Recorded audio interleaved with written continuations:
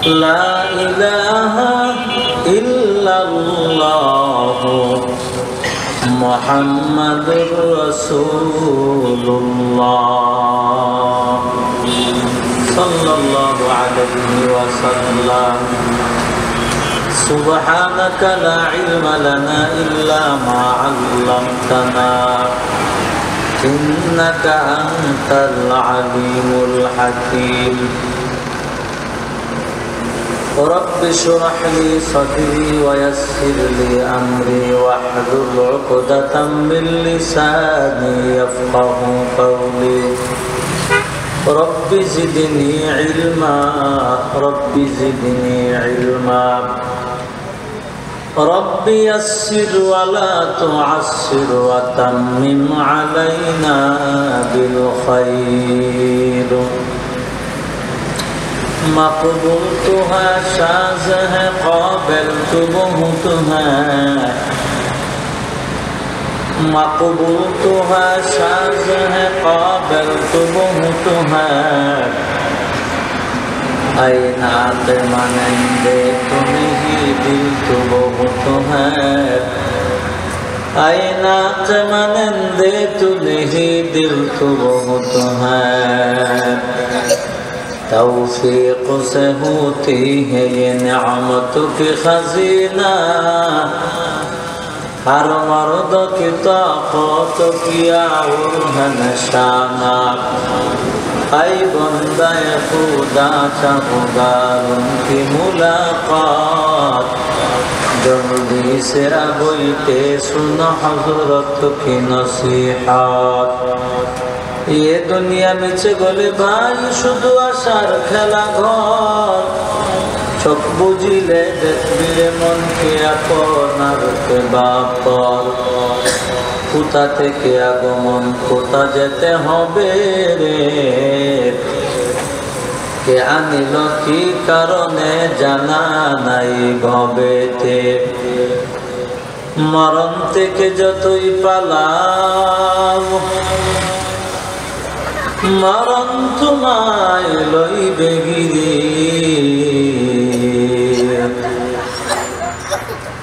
যদিও সুদূর আকাশ পড়ে লুকাও সেটাই লাগে সিঁড়ি আইনামা তাকুনু ইউদরিকুমুল মাউতু ওয়ালাউ কুনতুম ফি বুরুজিন মুশাইয়াদা। আলহামদুলিল্লাহ। নায়াত কাবিল ইহতারাম এলাকার সর্বস্তরের ধর্মপ্রাণ মুসলমানদের সহযোগিতায় দারুল আবরার কওমি মাদ্রাসার উদ্যোগে আয়োজিত বরকতি রহমতি মাহফিলের অত্যন্ত শ্রদ্ধেভাজন সদরে মুহতারাম হযরত উলামা ইকরাম মুরব্বিয়ান আওয়াম কলিজার টুকরা সমবয়সী যুবক বন্ধুগণ তেহাত্তর ভাই পদ ধারণ করার অবস্থানগত শ্রদ্ধা সম্মানিত মা ভরা আল্লাহ পাক রব্বুল আলামিনের দরবারে লাখো কোটি শুকর যে আল্লাহ পাক মায়া মহব্বত করে দয়া করে ভালোবেসে আমাদের সকলকে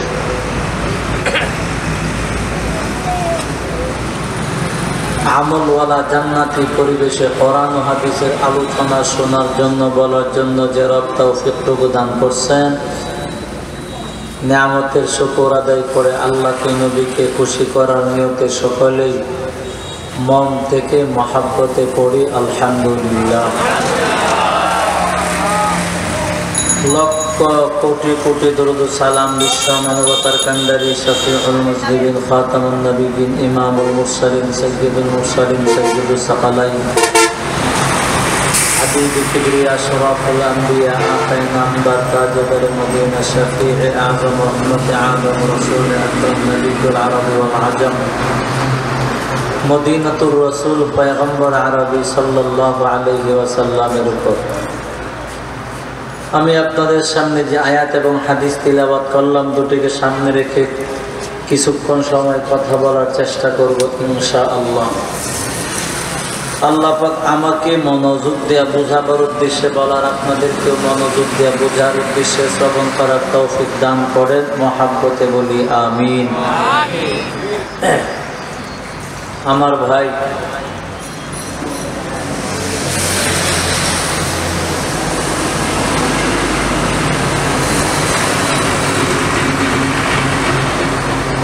আমরা যারা বসলাম, এই ভাই প্যান্ডেলের আওয়াজ আরো বাড়াও, কম গাড়ির আওয়াজ তো বাড়ায় দেয়।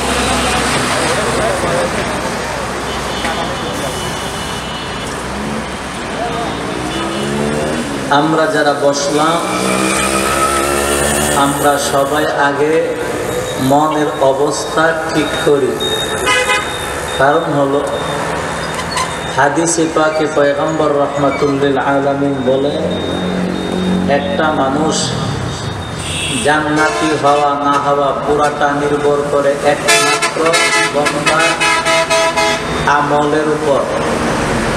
আর বান্দার আমল আল্লাহর দরবারে কবুল হওয়া না হওয়া পুরাটা নির্ভর করে একমাত্র বান্দার নিয়তের উপর। বান্দার নিয়ত যদি ভালো হয়, ঠিক থাকে, তাহলে বান্দার আমল আল্লাহর দরবারে কবুল হবে। বান্দার আমল যদি আল্লাহর দরবারে কবুল হয়, তাহলে বান্দা আল্লাহর তৈরি জান্নাতের মেহমান হতে পারবে। এই জন্য আমরা জান্নাতি হওয়ার জন্য আমল আল্লাহর দরবারে কবুল হওয়া দরকার। কি বলেন, ঠিক কিনা? আর আমল কবুল হওয়ার জন্য বিশুদ্ধ নিয়ত দরকার। এই জন্য হাদিসে পাকে পয়গম্বর রাহমাতুল্লিল আলামিন বলেন, সাহাবায়ে কেরাম, কিয়ামতের মাঠে আমার একদল উম্মত মরণ পর্যন্ত নামাজ আদায় করার পরেও বিনা হিসাবে জাহান্নামে যাবে। আমার একদল উম্মত 50-60 বার হজ করার পরেও বিনা হিসাবে জাহান্নামে যাবে। লক্ষ লক্ষ টাকা মসজিদ মাদ্রাসায় দান করার পরেও আমার উম্মত জাহান্নামী হবে। সাহাবায়ে কেরাম বলে, ফাআজিবনা, আমরা আশ্চর্য হয়ে গেলাম নবীর কথা শোনার পরে, হুজুর এটা কেমনে সম্ভব? জীবনভর আমল করবে অথচ বান্দা জাহান্নামে যাবে। লক্ষ লক্ষ টাকা দান করার পরেও বান্দা জাহান্নামে যাবে, কেন? কারণটা কি? পয়গম্বর রাহমাতুল্লিল আলামিন বলেন, কারণ একটাই, সেটা হলো বান্দা যতগুলি আমল করছে প্রতিটা আমলের আগে বান্দার নিয়তের ভিতরে ভেজাল ছিল। বলেন, কি ছিল? ভেজাল। এই জন্য আমল করার আগে যখন বান্দার নিয়তে পরিপূর্ণ খুলুসিয়ত না থাকবে, ওই আমল দিয়া বান্দা আল্লাহকে পাবে না, জান্নাতেও যেতে পারবে না। এই জন্য আমরা যে কোনো আমল করব, সর্বপ্রথম আমরা সবার আগে নিয়তকে বিশুদ্ধ করব। একমাত্র যে কোনো আমলের আগে মনে মনে বলবো, আল্লাহ এই আমলটা একমাত্র আল্লাহ তোমার জন্যে করব, আর কাউকে দেখাবার জন্যে নয়। একমাত্র যখন আল্লাহর জন্য কোনো আমল বান্দা করার পাক্কা নিয়ত করে, নবী বলেন নিয়তের বরকতে ওই আমলটা করার আগেই আল্লাহ বান্দাকে সওয়াব দান করেন। এই জন্য আমরা এখানে যারা আসলাম, বসলাম, আমরা একমাত্র নিয়ত করব। কি নিয়ত? যে আল্লাহ তাআলা, আমরা এখানে বসলাম একমাত্র আল্লাহ তোমার দ্বীন শিখার জন্য। বলেন ইনশাআল্লাহ। বলেন, আমরা এখানে বসলাম একমাত্র কি শিখার জন্য? দ্বীন শিখার জন্য। আর কোনো নিয়ত আমাদের ভিতরে নাই যে আল্লাহ একমাত্র তোমার দ্বীন শিখার জন্য বসলাম। আল্লাহ আমাদের বসাটাকে কবুল করেন, মহাব্বতে বলি আমিন। আমার ভাই, পয়গম্বর রাহমাতুল্লিল আলামিন বলেন, আর এক হাদিসে নবী বলেন, একটা মানুষ যখন কোনো আমল করার ব্যাপারে পাক্কা নিয়ত করে মজবুতির সাথে, বান্দা কোনো কারণে যদি ওই আমলটা বান্দা করতে নাও পারে, নবী বলেন ওই নিয়তের বরকতে কিয়ামতের মাঠে ওই বান্দাকে আল্লাহ ওই আমলের সওয়াবও দান করবে, ওই আমলের সম্মান আল্লাহ দান করবেন এবং আল্লাহ খুশি হইয়া বান্দাকে জান্নাতের মেহমান বানায় দিবেন। সুবহানাল্লাহ। পয়গম্বর রাহমাতুল লিল আলামিন বলো সাহাবায়ে কেরাম, কিয়ামতের মাঠে গিয়া দেখবা আমি নবীর একদল উম্মত জিন্দেগিতে বাইতুল্লাহতে হজ করার জন্য যাই নাই, কিন্তু আল্লাহ তাদেরকে হাজী সাহেবের কাতারে জান্নাতে দেওয়ার জন্য দাঁড় করায় রাখছেন। নবী আমার বলেন সাহাবীরা, কিয়ামতের মাঠে গিয়া দেখবা আমি নবীর একদল উম্মত জিন্দেগিতে হজ করে নাই, কিন্তু হাজী সাহেবের সম্মান আল্লাহ তাআলা তাকে দান করছেন। আমার বান্দা জীবনে মসজিদ মাদ্রাসার মধ্যে দান করে নাই, কিন্তু বান্দাকে দেখবে আল্লাহ কিয়ামতের মাঠে দানবীর কাতারে আল্লাহ তাআলা দাঁড় করায় দিবেন জান্নাতি বানাবার জন্য।